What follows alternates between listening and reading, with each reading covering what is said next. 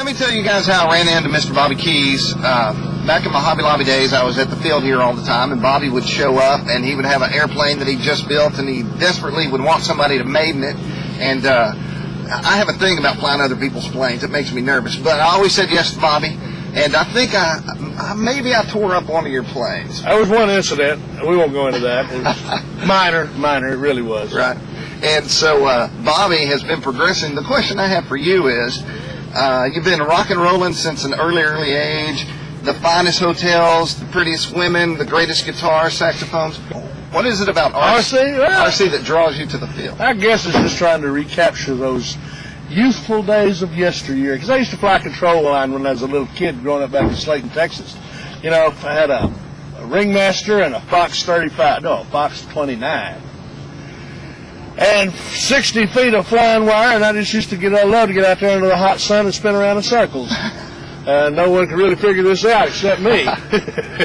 And I just liked just enjoyed it. My father was he was a pilot in World War II for a brief time until the war ended, and I just always had a fascination with airplanes.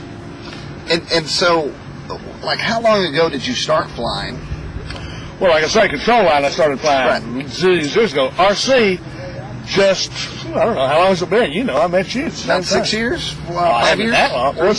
I don't know. Several years, though. And I spent several years in Wingo school and Wingo and what's those other, the ones they're flying down there now? Slow sticks. Slow sticks, yeah. Electrified planes. And electrified my neighbors with them in their trees and just dazzled their pets with my antics. And you made a comment to me once, you know, that you've had a little bit of hard living under your belt.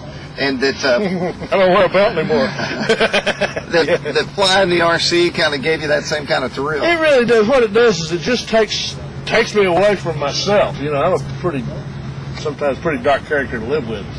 But it's just there's nothing like, to me, it's just a release. You know, you don't have to drink anything, you don't have to smoke anything, you don't have to snort anything, you don't have to do any of those other things. You just sit there and look in the sky and watch the plane go round and round. And you still get your energy up? You still oh yeah, very much. I'm a lot more excited flying airplanes than I do playing rock and roll. Although I love rock and roll. Don't get me wrong.